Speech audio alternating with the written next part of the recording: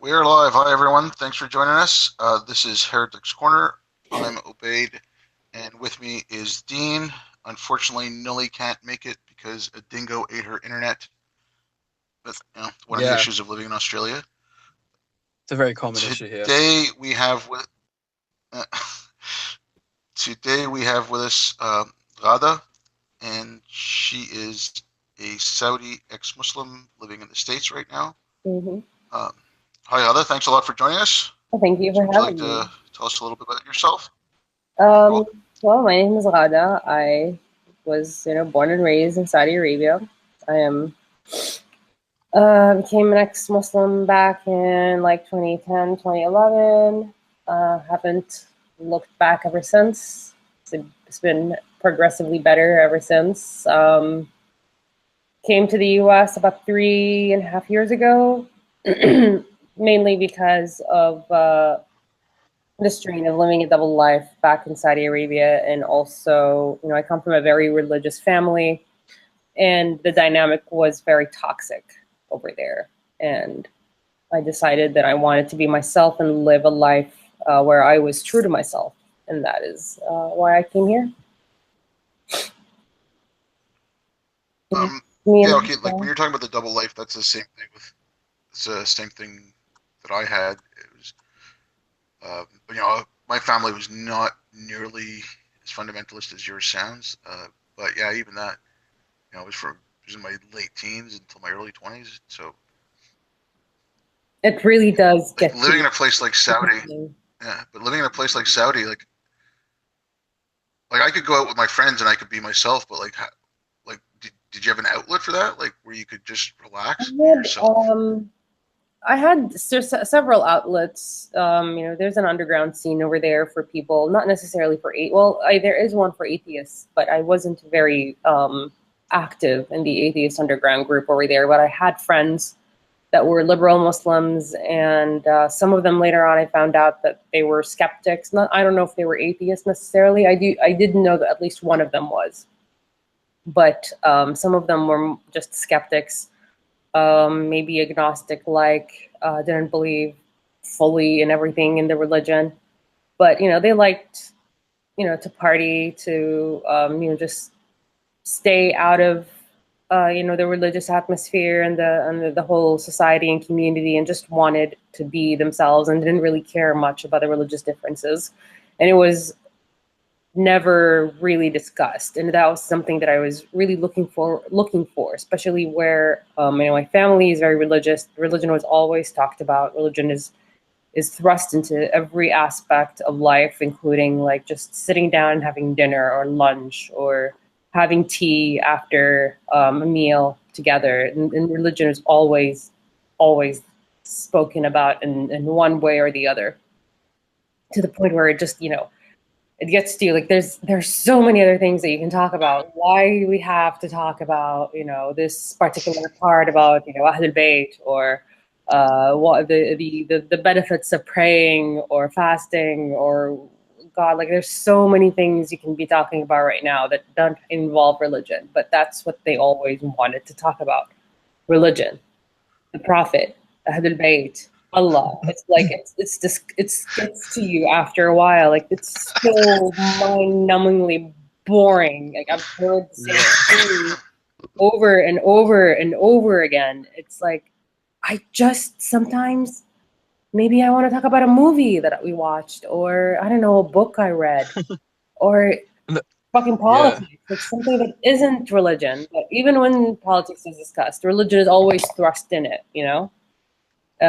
So But like in the West, they kind of say, "Oh, it's impolite to talk about religion or politics at dinner." Like just in polite conversation. It's the other yeah, way around, right? yeah, it's like, Don't talk about anything else because you might offend someone by something you say and get in trouble. So just talk about religion. and it's always a collective yeah, mentality too. I mean, it's unfazed. nothing like you can't have an opinion that differs from the collective, right? I mean, this is what God says in His book, therefore it is correct, and we can't argue with it. We can't express our opinion of it.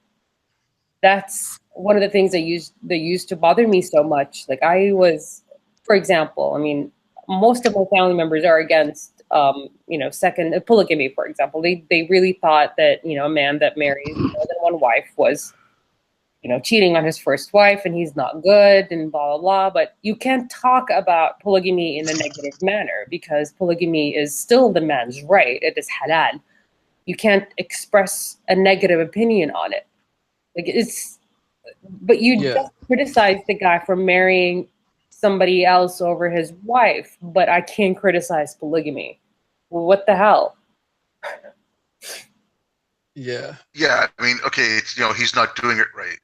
Just like no one's tried real Islam, no one's tried real communism. So no, it's like there's no. In theory, it works fine. Yeah, and the theory that we will never find a working example of, right? Even Muhammad himself was a real Muslim.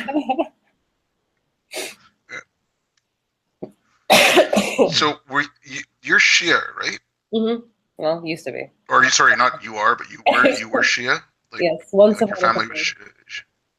Yes, and they were super. They still are very. But like in Saudi, how was that? Because I mean, it was being Shia, I would figure. People. I mean, one of the things I guess that bothers me a little bit about how people here talk about discrimination, and I'm not saying. I mean, I never grew up in the United States or North America, so I have no idea how it is for people here and how different or how difficult it is for people that are different or grow up. But for me, I mean, I was like born and raised Saudi, like was full-blooded.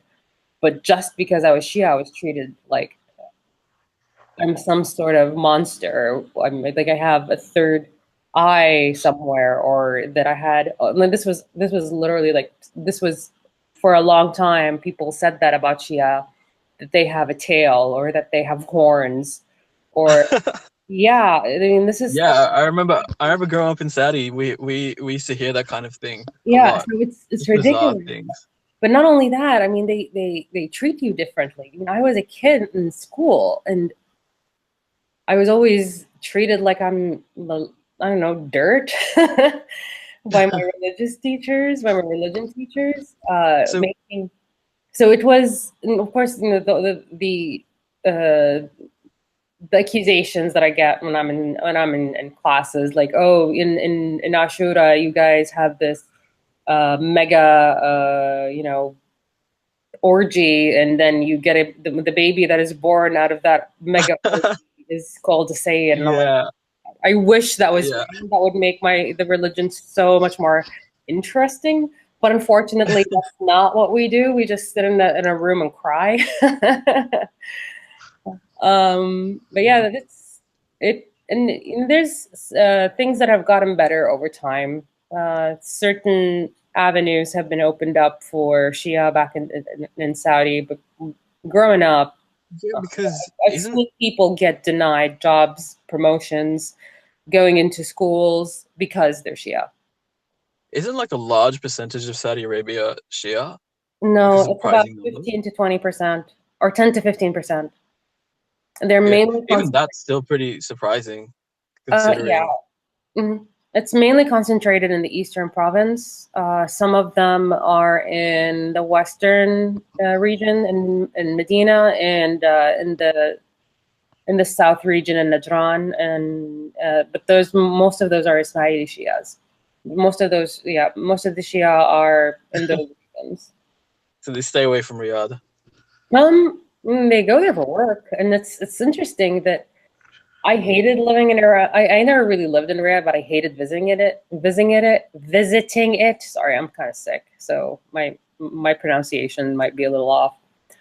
That's fine. And the people that I know that moved there, the Shia people, at least from my family and from the people that went to study there, people don't really know anything about Shia in Riyadh. So it's like starting from, a blank slate.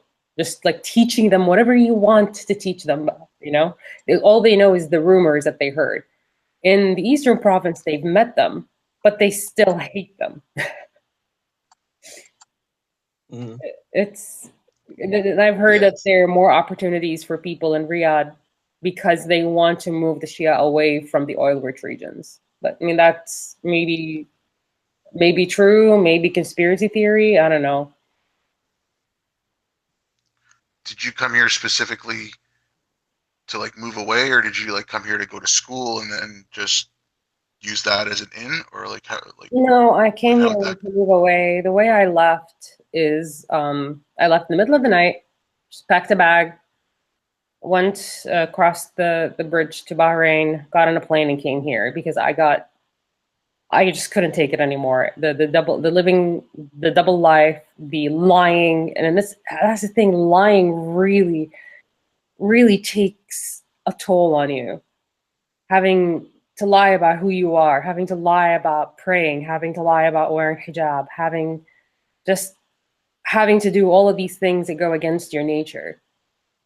And yeah, so when I came to the US, I was already an atheist. I had been an atheist since, like, as I said, 2011, 2010, 2011. And when I came to the US, it was late 2014.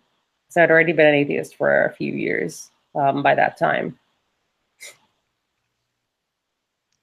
So like when you came here, did you move here like okay, you left in the middle of the night, so you came here, um, and like did you come in as a tourist? Like were you because I I know came you're as a tourist and applied for asylum.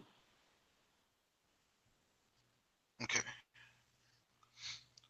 and like since you've been here, uh, obviously because I know a little bit, but like you've like completely kind of become estranged from your family now, right? Hmm.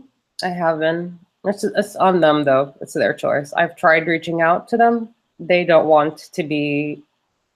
They want me to either stop, as they say, spreading lies about them. And I give them credit where credit is due. I mean, what they did, they thought it was right, but I do believe that indoctrinating somebody and forcing them into a religion that they don't want to practice at all is abuse. They don't think it's abuse, but it's 100% abuse. And but they don't want me to be a part of their lives unless I revert back to the one true religion and apologize for everything that I have done. And I don't think I've done anything wrong other than lie to them. Yeah, it sounds like it's a very common story with ex-Muslims as well, where the family uses their power to I don't know, yeah, just to return back things back to normal as like a bargaining chip for people's faith. It's my family's doing the same thing as well because I'm in the closet, but my family knows essentially, and pretty much any opportunity they can get, they're they like sort of emotionally blackmailing me into trying to come back to the faith. And it's weird because like effectively like because I'm in the closet, I do pretty much everything Islamically anyway. There's a mosque really close by to my house and I'm always there like volunteering and stuff and um but for them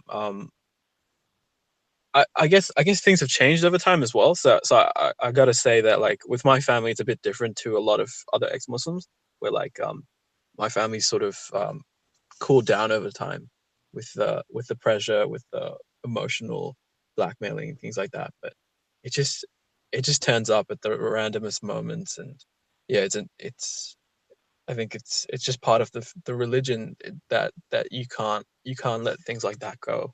I guess. It's not just that. It goes back to how my mother looks at these things. So my mother, and I truly believe this is something that, is at her core. This is what her real belief is that she thinks that she's failed me because I've become an atheist, that she's done, she didn't do her job as a mother, well enough because she didn't believe that she's taught me the religion well enough because I left it. Even though she's done a great job teaching me the religion, I know things about it, even things I wish I don't remember. Yeah. But I do, unfortunately. And because I reach different conclusions to her about these stories, she believes that I am misguided and that she's done a horrible job. But you've done a great job, Mom. And so the reason she refuses to let me back into her life without returning into the religion, because then that means that she's admitting that it's okay for me to be an atheist and, her daughter to be an atheist, not a Muslim. And that is completely unacceptable in her faith, because part of her, duty as my mother is to teach me to be a good Muslim, not just a Muslim, a good Muslim. And not only have I completely turned my back against the religion, I have turned my back against, the whole idea of an existence of a God, because I don't believe in any of that. And that to her, that's not just, blasphemy. She feels like she's sinning against me if she doesn't do her job as a mother and teach me more about the religion and get me back into the fold, so to speak. Okay, but isn't some of that as well a little bit of how do I want to put this? Because she's, by you leaving Islam and her not doing her job correctly, she's committed a sin. So she's gonna have to, so she's gonna have to pay for it as well. So it's not just that she's disappointed that you're going to hell. She's gonna suffer for, she sees you as a cause of her future suffering, right? Mm-hmm. Yes, and she doesn't want that to happen, of course. Yeah. So so are you in contact with your mom? Are you like? No, I'm not in contact with your parents? with my family. Okay. How long has that been the case? A little over ever since you left. Okay. Interesting, because I don't know. I've been speaking to a lot of ex-Muslims who left home, and maybe like 2-3 years after they disconnected from their family, they started reconnecting and their family, and found out that their family had kind of changed. And I guess it's it's certainly not the them, but I don't hate them. I want them to change, and if they don't want to change, then it's not my fault. Definitely, it's not your fault at all. I don't think so. Anyway, but yeah, I guess my point was just that, like, if anyone's listening out there, like it can go either way. It doesn't always end up with you disconnecting from your family either. Or if it does, there's a possibility of reconnecting. There's always the possibility. Mm-hmm. And it does happen, and I've seen it happen with friends with families similar to mine. Maybe my family is a special, I don't know, special case, or maybe they're just too proud. I don't know. I think they're just too proud. Yeah. So, like, when you came here, you said you came here as a tourist, whatever. So, like, that must have been like harder. I don't know how, like, because you're all by yourself. You're a completely new place. You don't know anyone. Like that's got to be isolating. Like that's got to be lonely. It was, especially for the first year. I didn't have anybody. Like I didn't have any friends. It made me fall into a depression. But with time, you get to meet people. I joined XMNA, Ex-Muslims in North America, and that helped a great deal into meeting people and having a sort of community. So I don't feel as alone anymore. I've gone to atheist meetups, and in one of those atheist meetups, I've met my current boyfriend. And it happens, But it was very scary, but at the same time, it was very liberating, because it was for the first time I was able to be, myself and do whatever I wanted to do and not have to answer to anybody. Yeah. Well, yeah. I mean, that's just it. Like, the freedom of living your own life. It's worth that cost, right? It was, especially when you're able to do, just one of the things that I still sometimes feel like a little surreal about is just having to go outside and walk, or go for a little hike, or go into town and on my own. And what if my phone dies? And I don't care anymore. It's like, okay, my phone dies, but I know how to get back home, and that's all that matters. back in Saudi, if I'm ever out and my phone dies, I get, I have to have my phone on me at all times just in case, my mom calls or somebody else calls, because, I have to be accounted for at all times, and I have to answer the phone right away, or I would get like 30 missed calls, one after the other, one after the other. And that would always give me like a lot of anxiety. But here, even, even though I live with a person and we share, almost everything with each other, if I leave and 3 hours later he doesn't hear anything from me, I don't come back home and there's like 20 missed calls on my phone, or he's angry that I haven't answered him. He understands. Yeah, you're an adult woman, you were out, and I trust you. When you came home, you're okay. But it's just those small things, just the very small things. And because in Saudi you're never really an adult as a woman. You're always going to be this child, this minor that needs a guardian at all times. You can never do anything without somebody else's permission, usually a father. Do you think that's changing? The legal guardian system is still the one thing that has not changed in Saudi. Yeah. That will always be, there will always stay like a barrier between women's rights in Saudi Arabia. I mean, even when you let them, open up work in the military, or in all other fields, in engineering and in plants and operations, if you open, yes, now women can drive cars, whatever it is, with the legal guardian system that is mandatory for every single woman that is in the country, you're never going to get. How else is a woman going to get to work if her father doesn't allow her to work, if he doesn't sign off on her to work, or if he uses it as a bargaining chip, like, oh, well, I'll let you work if you give me a percentage of your salary, which happens to a lot of women in Saudi. Wow, that's horrible. Or, if you go out whenever you want, I will rescind my, allowing you to work.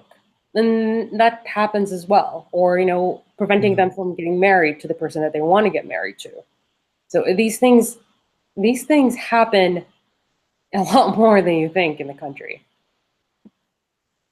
And if they keep this stupid system that is a clear violation of all human rights that you can find, especially the Declaration of Human Rights, because it is enslavement of women and limiting of their freedom, women will not be able to be free in the country. Going back to the marriage thing, what is the Saudi culture around marriage? Because I feel like I've never really spoken to a Saudi about how it works for them. Very similar to any Muslim or Asian culture when it comes to marriage. It's usually arranged between the families. You get to know the person supposedly that you're going to get married to, for a few months. And then, you say, yes, I'll marry this person, or no, I don't want to marry this person. And then they go through the ceremony. Yeah, sounds pretty. There are occasions where people choose each other, and then, they go through the same procedure. But, the father has to sign off on it still. Yeah, so it's ultimately the guardian's choice who you marry. Yeah, I mean, he has to sign off. I always wondered with the Islamic laws, like, I guess maybe you might not know either, but like, what happens with like older women who decide to get married, like a 40-year-old woman? There are so many scholars that have different opinions when it comes to this. If it's a woman's first marriage, no matter what the age is, usually the guardian has to sign off on it. They need the guardian agreement, usually a father. If it's a widow or a divorcee, then she can marry herself without a guardian's consent. But there are scholars that say after a certain age, and some scholars say 30, some say 40, some say even younger than that.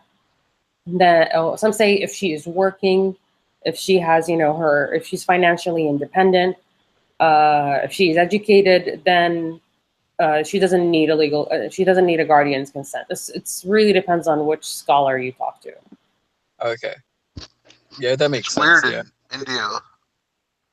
I shouldn't I've maybe I heard shouldn't those. generalize with all of India, but at least in Hyderabad, where my family comes from, the wedding invitations go out under the name of the oldest member of the family. So, like, when my sister got married, my grandfather was still alive, so his name was on the wedding invitations. I mean, I don't even remember if they put her name on it. It was just kind of like, Salam Abood invites you to the wedding of his granddaughter or something like that. And then after he passed away, it was my dad's older brother, and that was for my brother's wedding. And so if my niece gets married now because my brother passed away, I'm gonna have to have the invites with my name on them. It's like so bizarre. I think that's more of a cultural thing. In Saudi, it's because a lot of people are ashamed of the names of the women in their families. So in the when the wedding invitations, you don't see any name of any woman. It's usually, the head of the family, or, the father invites you to the wedding of, his daughter, to the name of the guy that she's marrying, son of whoever it is that she's marrying, and so on. But it's like, and if it's a woman's invitation, sometimes they put the name of the bride, sometimes they don't, and everybody is like the mother of the oldest son. It's just an invitation that has a lot of men's name on it. Mm. I remember. Okay, this is my sister's wedding, and my dad's cousins. They live in Saudi. I think they live in Jeddah. They came up, and their wives and their daughters and stuff. And there's always a section, like they have the divided section. My family never used it. Friends of the family, whatever, it was never segregated, right? Mm-hmm. But these people were behind it. These people were behind it. My mom introduces me to my aunt, who I've never met before, and I just go to give her a hug, and my mom is so shocked and so embarrassed because like she's behind this curtain, and like I go to give my aunt a hug, and I'm like, I'm in my 30s, I guess, or late 20s, and so she's like, no, you can't give her a hug. My mom was like devastated. But isn't she your aunt? You can Yeah, hug but her out. an aunt, I don't know, but she kind of shied back, and she was behind the Yeah. separator and everything, but she was still in full like niqab and everything still, and I was just like, oh my god. And Mm. I thought it was a whatever. Apparently, I made a huge transgression. Yeah, but you're right though, because like an aunt, I don't know. Some of No, it's so an aunt bizarre. isn't is mahram. I'm pretty sure. Like there's technically nothing wrong with hugging your aunt in Islam. Do I, you know what I mean? well, like I But said, they like were they were both taken aback. my family's the same as well. My family's the same. Where like my aunts who are Muslim, um, they there's no like hugging or anything like that. That's like completely out of the question. We And they don't. always wear like hijab around us. Technically, they don't have to, but they just do anyway. In my case, I think it's just that we're not a hugging culture.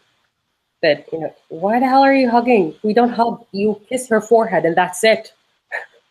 Yeah, I guess so. Well, yeah. Well, even like just I don't know, like I said, they don't wear hijab. They wear hijab around us.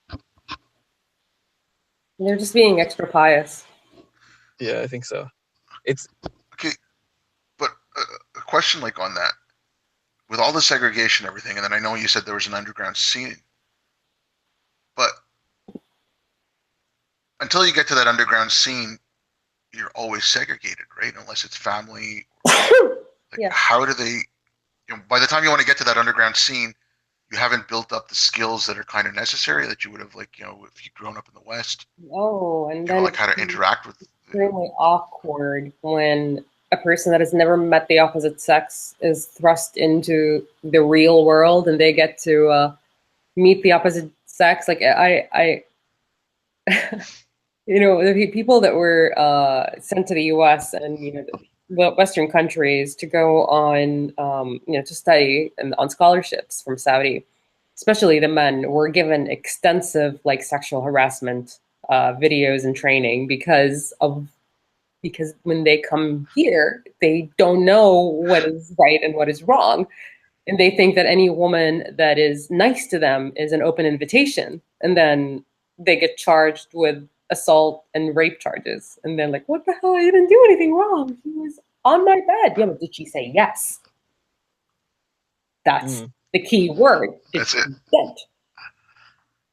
No, she Well, there probably you go. said no. There's a new business venture you can get Title IX administrators to go into Saudi and teach them about sexual harassment.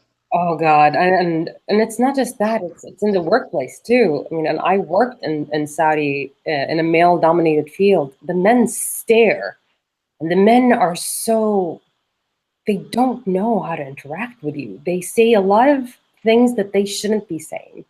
Yeah. Like they don't know how to interact with women. They're used to like locker room talk, and Yeah. I have nothing against that. But dude, if I don't know you, I don't want to hear it. Well, for friends, yeah, sure, I don't care. But we're not friends. This is the first time we've ever met. I don't want you to be talking about, somebody else's private parts in front of me. That's disgusting. Yeah. It's messed up. Yeah, with the staring thing, like you notice that a lot with like I guess cultures where there is no interaction between the genders. And so even even in Sri Lanka, like when we would go to Sri Lanka, and walking around with like because half my mom's family is white because my mom's a convert, um um and Christian and stuff. So like when we would go to Sri Lanka, like they would just be staring at my cousins and stuff, like just like hordes of men just like staring. Yeah, It's because it's they it's don't really know what to creepy. do. Yeah, and that kind of culture, like because of the gender segregation causes the creepy behavior. It kind of like make forces you to become like I don't know, like my aunt was just like, oh, can you just make sure you um like take care of the kids, like make sure that they're not like walking away or anything like that, because so I guess the whole like part of how the guardianship like mentality um is justified is because of the negative behavior that's a result of the gender segregation in the first place. So I it's like a cycle. I really do agree with you because a lot of these weird. Oh God, like I honestly, like some of the things that I've seen, I've worked with people that were just so bad at dealing with women. They just don't know how to talk to them. And it's not just about, being, sexual or, whatever. It's just that they're dry, that they Mm, think that they're being respectful, but they're being rude. They're being rude yeah, and yeah, condescending. yeah. But I've yeah, Let me let me explain that to you, little missy. And a lot of times it is like that. Yes. Yes. Or I've been told, I mean, I'm a female engineer. I mean, I went to college just like you did. And somebody tells me, like, oh, yeah, but this is not really a job fit for a woman. And I'm like, excuse me? mm. Hopefully with time, like I just feel like that kind of thing, it has to change over time. It has I to, think so. because Yeah, I mean, it changed in but the it's 5 years before, like when they first introduced women into the workplace and, for mm, engineering. And then 5 years later, I began working in the company. It changed a good deal. Like from a guy see, making a joke about how, I'm yeah, only good I'm only good in the kitchen. I'm not good anywhere else. And somebody came after me afterwards to apologize on behalf of the guy, and he wasn't even in the company after I joined. To still being treated like crap, but a lot less upfront about it. Mm. Fair enough. Yeah. Yes. So Yeah, there's growth. another, but another thing about all those laws and like you have to wear the baya and all that, and covering up, and Yeah. it's just they're admitting how little faith people have, right? Because the Yeah. whole thing of women covering up is, and men have to lower their, like lowering a gaze and all that crap, um, is because, well, you're going to be tempted. And it's like, weren't you told by Allah not to do that? So you're saying that your faith is that weak that Mm. I you think in a can't way see it like a didn't Muhammad say himself it's that just that women were left on this earth to lead men astray, pretty much, and Like that temptations. yeah, because he said, I mean, Muhammad himself was pretty weak when it came to women. The guy, Yeah. he had at least what, 9 He wives even and a bunch of others that were yeah concubines. he even said that his yeah one of his weaknesses is women. Yeah, There's a hadith about that. so he Yeah. himself yeah no, was but I mean, pretty weak when it came to these things. So uh, why if the prophet of mankind was weak when it came to women, do you think the rest of the male population was going to be good? Mm. yeah, but that's what wants to show you. Like they're admitting how faith is, Yeah, but you don't and use yet logic when it comes to religion. You just completely shut down your brain and you let the scripture talk for itself. yeah, I know, and you get all the excuses and everything. And, Mm-hmm. oh well, they used to bury baby girls There, alive before Islam. And, oh my gosh. So going back to, remember how I said that, most of the time we're talking about religion. And if we're not talking about religion, we're watching a show or, a religious scholar on TV. And my mom used to always have these Shia scholars on TV in the morning, during lunch, at dinner. And at the rarely we would watch like a show when we were eating. Usually it's religious or the news. After dinner, my dad would be like, you know what, I'm done. I want to watch a show. And my mom would watch with him. And it's usually just like a very cheesy sitcom. But there was this one time that there was this scholar on TV that was talking about how, atheists are always talking about, how logic this, logic that, and how we should always, and if religion was true, then God's rules should follow logic. And then he says, you know, and this is where they are wrong. When there is a commandment from God, you don't use logic, you use the commandment. I- yeah. That sounds very very like. Mm.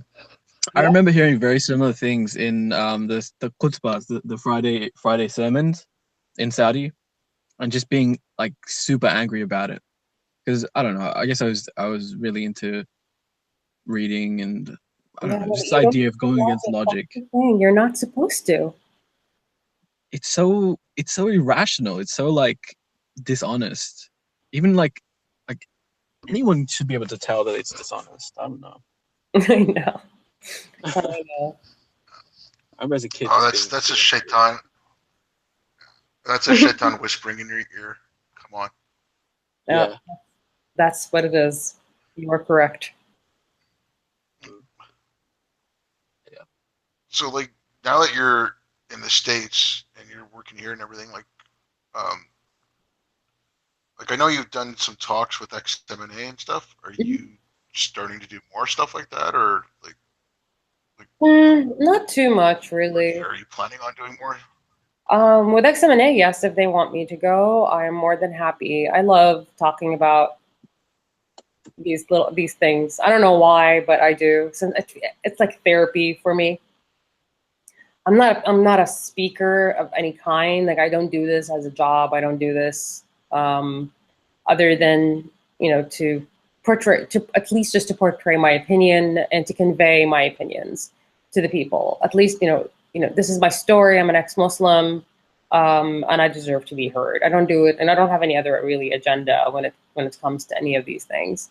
Do I want to do more of this? Not really. I kind of value my sanity. Yeah, it comes down to like I mean, it's that whole thing you're talking about with like you don't want to be talking about like one thing all the time. You want to get to like talking about people's passions and I don't know, just Exactly. having your free time to spend and things you want to do, not just talking about religion or fighting religion even. Yeah, I mean, I would like to, watch more superhero movies or read more books and, go hiking with my boyfriend and my dog every once in a while. That's what I want to be doing. I want to advance my career. I don't want to be talking about religion all the time. I mean, I understand there are a lot of that there are people that want to do this, and I respect them a great deal. I did a panel talk with Sarah Hayder and Armin Navabi, and they do this for a living. They talk about religion for a living, and honestly, I have a lot of respect for them because I don't think I can deal with the amount of ridiculousness that comes with it. The people that talk to them, that reply to them, that ask them all sorts of questions, or the comments that they get, or the threats that they receive. And it's not just that they have to think about themselves; they have to think about their families and the people that are around them as well. And it really does take a toll on you, and it also takes a toll on your sanity. I mean, because it's the same. That's the thing with religious people; they're not very original in the way they attack you. They attack you in the same way. It's the same arguments over and over again. And nothing penetrates their like broken logic either. It's like firstly, they don't operate on logic, and secondly, when they claim to, they're always moving the goalposts. Like you can never score a goal against them. So it's like, and it's not just that. It's once they find out that they're not winning because they think that once they quote scripture or show you that just as an example, one person was trying to tell me that I'm immoral because I am dating somebody that I am not married to, and I'm not a virgin and whatnot. Like I told them, like, I don't think that's wrong. It's natural to want to have sexual relations with a person that you're in love with or that you're attracted to. And then, of course, afterwards, they just started calling me a whore and a slut and whatever, because they thought that the first method didn't work, because they thought, like, yes, she will admit that she was wrong when she.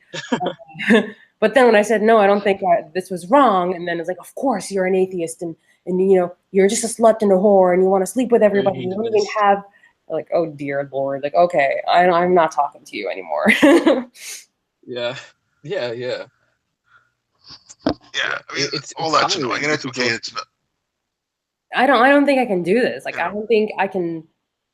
I can do this more than, let's say, once every few months. Fair enough. Yeah, but I mean, even that is a lot. I mean, it's especially when it's coming from someone like you who's lived through so much that's relevant. I think it means a lot to a lot of people. But that's the thing. When one of the other things that I have received, and Yasmin Mohammed, the Confessions of an Ex-Muslim Lady, she receives the same kind of backlash as well. That they keep telling us that what you lived is an extreme, and it's condescending, and it's bad for you to overgeneralize that this happens to everybody, and what you did, it's like they're completely invalidating our experience.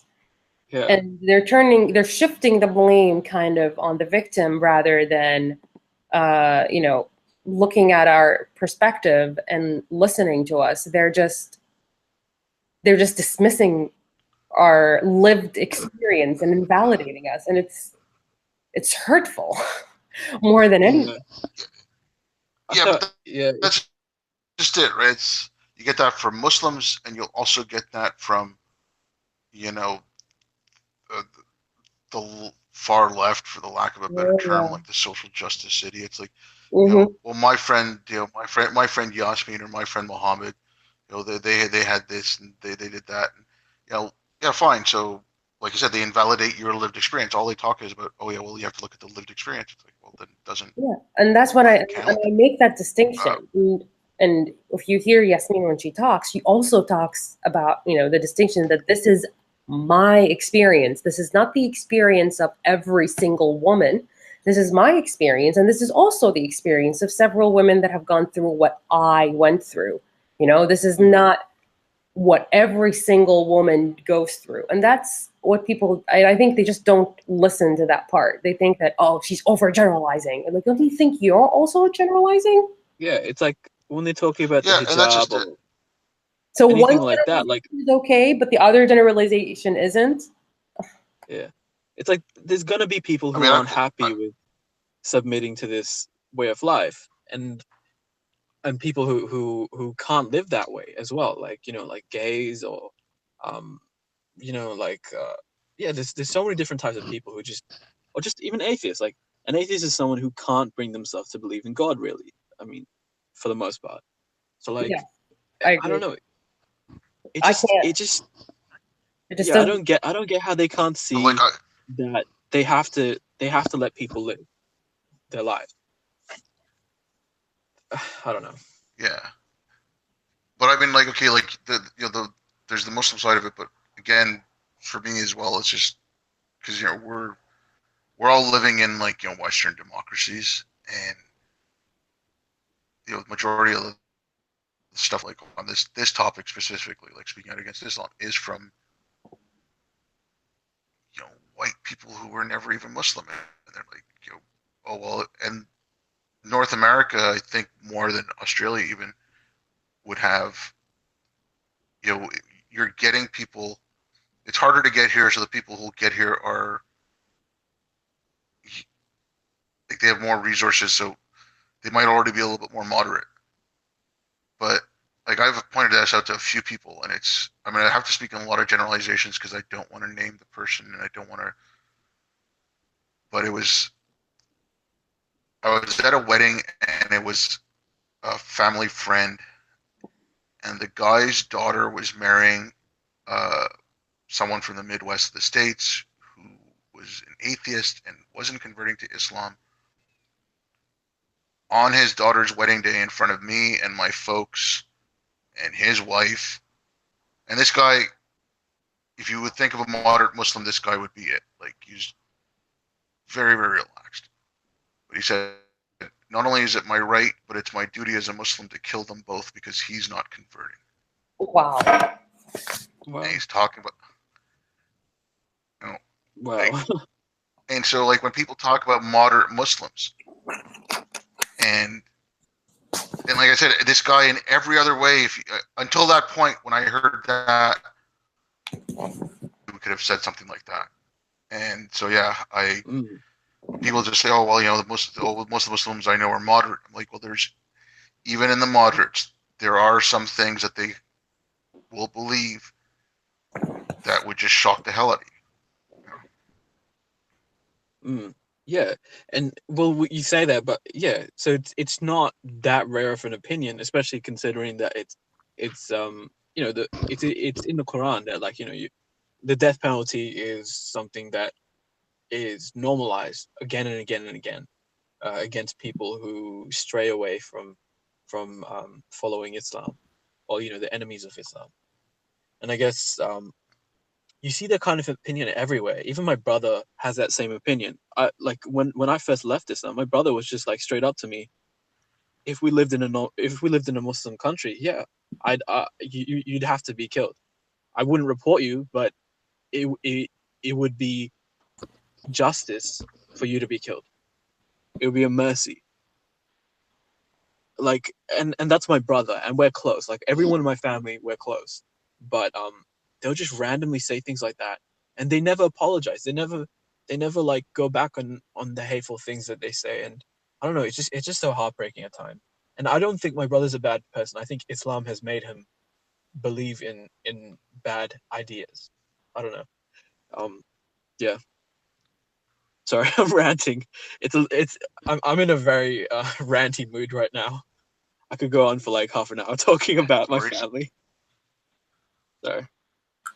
It is pretty scary that the death penalty is thrown around like it's nothing. You know, 'cause Saudi Arabia is one of the top 3 countries that commits, you know, murder, capital punishment. China, Iran, and Saudi Arabia are most, the 3 countries that commit the most capital punishments. And it's so I scary just read that something. Sorry, I just read something this morning. I think it was like the last 2 months. It was 48. 48 behead. Yeah, Hmm? but it was only for beheadings in a certain category. I don't think that was total beheadings. It was like 48 beheadings for such and such a thing.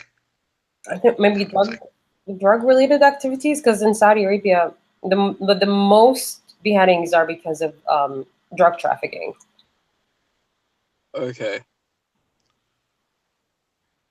Some of it is no, illegal. I don't know if it was drug trafficking. It was maybe it was that, but it was like something like corruption of the society or whatever. I don't Mm. know. But it was only.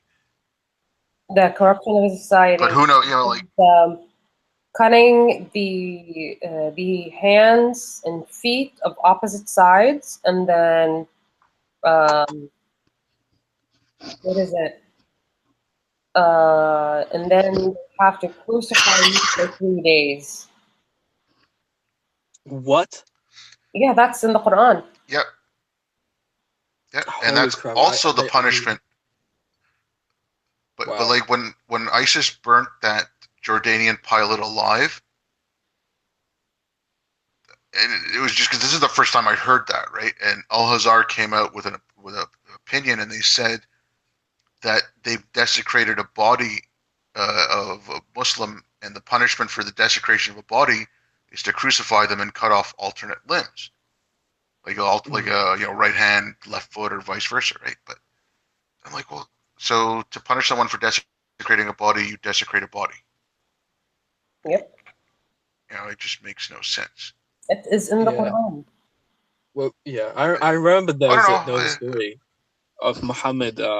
Like some one man. I think he killed someone, and and uh, and Muhammad was just so mad at him because the person that he killed was close to Muhammad or something like that. And Muhammad specifically ordered that the guy be like tortured in a very specific and gruesome way. And like just like I was a Muslim just thinking about that and having like a moment of like serious doubt about the whole Islamic like like way of life. Because and it's not just because like that story's being told, because like I could look at the story and be like where, and the story was that Muhammad was like gouging his eye, like told them to gouge his eyeballs out and like I cut know off his what you're talking fingers. about. Yeah. So one of the worst things about that kind of story is that, because in my mind I can think about it and go, oh well, I don't believe that. I don't believe that Muhammad would actually do that. But then you look around the room at like all the other Muslims who are just sitting there silently listening to the sheikh, and none of them have any problems with what's being told to them. And like so you can't really like you're left with like two options: either Islam isn't true, or like you just have to justify that somehow. And like if you do start justifying that, you start to like have internal conflicts. And I don't know, I hate how one of the things I really hate about Islam is the violence. I just never understood how people could support such a violent um way of life, or like Yeah. ideology that has such violence in it. I have heard so many justifications. I think one of the things as a Shia that really bothered me about unnecessary violence, unnecessary death was the story of Hussein. Why did he knew going forward that he was up against an impossible to win battle. So why did he take his whole family, including young kids, a baby, all of his wives and his daughters, and go into a battle he knew that he was gonna, you know, not win. He was going to be defeated and everybody was going to get killed. And whenever I asked about it, he's like, "Yeah, but it's because he wanted to show that he was willing to sacrifice everything for the sake of Islam." But why?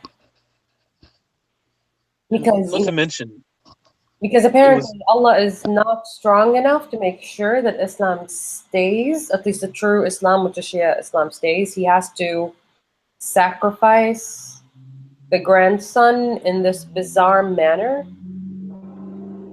yeah. And it's not just him that's Yeah, dying, and it's you could also the turn. baby, But all of his little daughters. I mean, you could also turn that around on them. Like I said, you could also turn that around on them with that same argument. It's like, yeah, but so this is Allah telling you that your version of Islam is wrong. Yeah, I see where you're going with this. That would have probably gotten me into a lot of trouble had I said that. Oh yeah, I know. But you could do it from a distance now. I think Yeah, that's Allah's way of telling you that Islam isn't real and that maybe you should start looking elsewhere. mm, I know, but I mean, could you just imagine that? Like, start putting that message out in Iran and see what happens. Telling Shias that, oh no, you were told the wrong version of Islam. You should convert to Sunni. Like Allah's telling you that. It'd be freaking awesome. oh yeah, by the way, how much do you know about Yasmin Mohammed's because we had her on the podcast a while ago. Actually, I don't know if this is public knowledge. Did we talk about this on the podcast or beforehand? The marriage program. What are you talking about? I actually work with her on it. I'm sort of working with her on it. I don't know. Is it public knowledge? Can we talk about it? She has the website up and running, so I think so. Okay. Okay. Yeah, I think we did talk about it on the podcast. It's all up and running. Yeah. So if like yeah, what do you think about it? Like, I think that's I'm working with her sort of on this. I should be working more. It's just that I'm trying to also lead a slightly normal life as best as I could.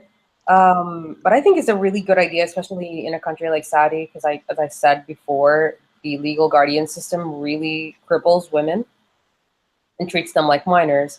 So if this thing, works and women are able to escape their families and are able to live any kind of normal life in the country or outside of it, would be great. Because in all honesty, in a country like Saudi, that's your only way to escape a bad guardian is to find a better guardian. Is that a common thing there? Getting married, yeah.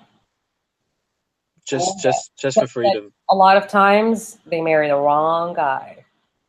Yeah, that's one thing that, God, that would be terrible. But a lot of women get married because they want to leave their parents' house. A lot of them do. Yeah, but I mean, like that's why what Yasmin's doing is I mean, like it's just so important. Like because, like you said, if you get the wrong guy, like they just want to get out of their parents' house, but you're going from one prison to another. Does it really make that much of a difference, right? It's, I mean, you're just trying to find a better warden, right? Yep. It's horrible. Yeah. What was it saying? You're in Islam. You're your father's daughter until you're your husband's wife. I guess one way is to get married and then divorce. Then technically you're like a divorcee. Does that mean that you then have like the rights of? Because you mentioned that like a widow is technically allowed to like have more rights, right? Does that my logic's all messed up, but I don't know how I'm trying to think of another loophole around this.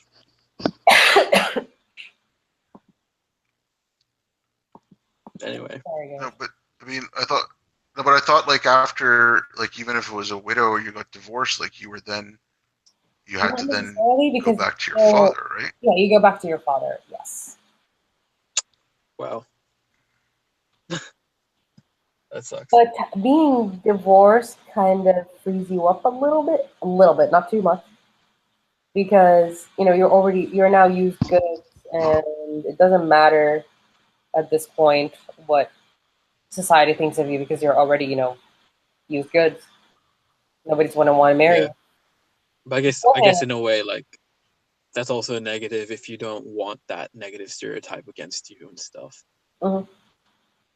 I mean, beforehand, when you're a young virgin that's never been married, you're put on this pedestal, like you're supposed to like walk on eggshells around everything. You have to have the best. Uh, you have to show your best face to everybody. Don't dishonor us. But then afterwards, if you're divorced, you're already dishonored.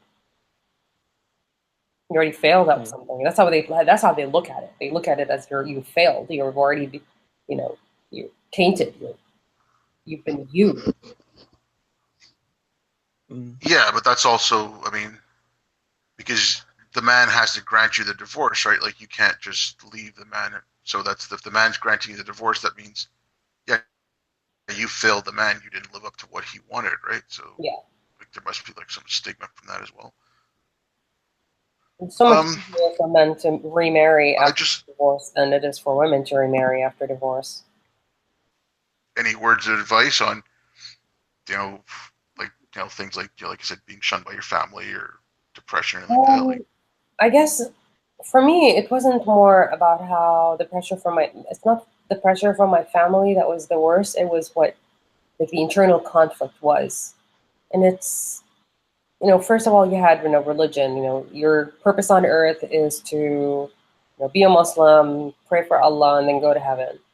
And then you realize that you don't believe in any of that, and then you go and you're in an existential crisis of some sort, and you don't know why you're here. You don't know what your purpose is. You know, you don't know anything, and it's so easy to fall into depression after that. And what I'm trying to say to people is that it gets better afterwards. Just hang in there. Just remember that your purpose is whatever you make it. It's not dictated to you by somebody else. Your purpose is whatever you want it to be. You want your purpose to be, to become a workaholic and work yourself to death. That's definitely it. If you want your purpose to be the best person that you can be, then that can be your purpose. If your purpose is to just live every day and see where it takes you, that's also perfectly acceptable. You don't have to have this grand master plan and that you have to follow. And that's one of the beautiful things about um, you know leaving religion and becoming your own person, is because now you get to dictate what your life is. Nobody gets dictated for you. Mm. And Yeah. when it comes to family, I mean, I don't know if I'm the best person to ask. You might be maybe a little better because he's still around his family. But and if anything does happen and you have a fallout with your family, it's not the end of the world. Um, Definitely. Definitely not. You will go through a lot of loneliness, and the most lonely I've ever felt was actually when I was with my family at home, surrounded by people, because I Yeah. didn't feel like I fit in at all with them. All they talked about were things that I did not believe in, and I did not want to even be a part of. So it's okay, to be lonely. It's okay to build your life all over again. I built my life, you know, pretty much from scratch when I came to the U.S. Turned out to be totally okay. I mean, I'm not like 100% happy, but way better than when I was in Saudi. You get Mm. to meet yeah, people. if I ever met any, but sorry, I just gonna interrupt for 1 second. If I ever met anyone who was 100% happy, I'd turn around, and run as fast as I could Yeah, because that's not normal. there's probably something wrong going on with them. Like, are you on drugs? Yeah, fair enough. It gets better. It really, really does. And Yeah. as cheesy as it sounds, I mean, one of the reasons, like Obaid and I both did the XMNA Beyond Faith videos to show that it really does get better for people like us. You don't have to be. Oh yeah, I know totally. Yeah, I mean, you sure at one point when you're going through the questioning and you think like you've completely lost your way, or you're going through all of these problems with your family or your society or your community, but afterwards, things just somehow magically find themselves in order again. It happens. You get Yeah, and like what you're saying about what you're saying about the purpose there, right? And it's something I've said to a few people, and it's something. It was Carl Sagan. He said, like if you want to find yourself a cosmic purpose, like find yourself a worthy goal.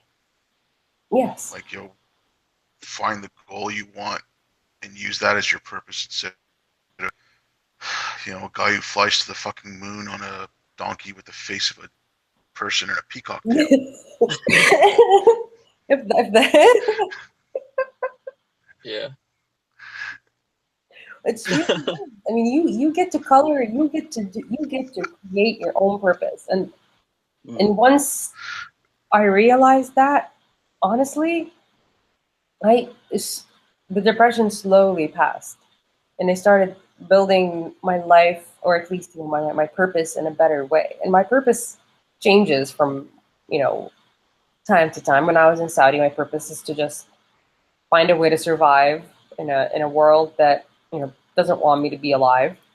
And slowly afterwards, when I came to the U.S., it was to live life, um, to live life for the years that I have missed, and I'm still doing that now.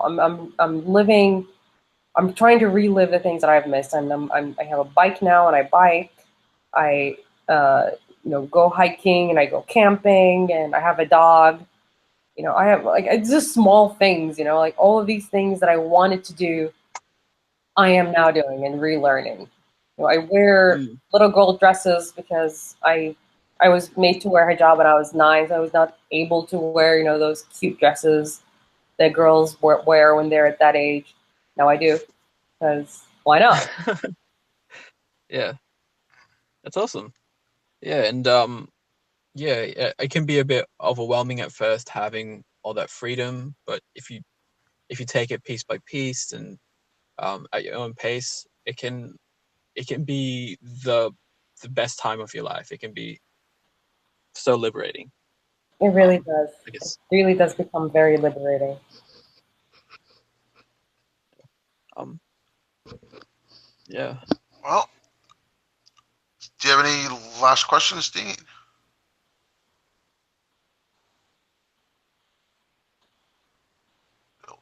Dean, do you have any last questions? There was um hopefully that's not going to be the case next week. But today we I mean the conversation was pretty great still, but yeah. Sorry if we went off on tangents and stuff. Yeah, no problem. No problem at all. All right. I like tangents. Well, thanks a lot for coming on, Ghada, Thanks and for thank you having me. everyone for listening. Oh no, please, anytime. And you know, Yeah, I hope you get maybe better. in your future if you want Thank to, you.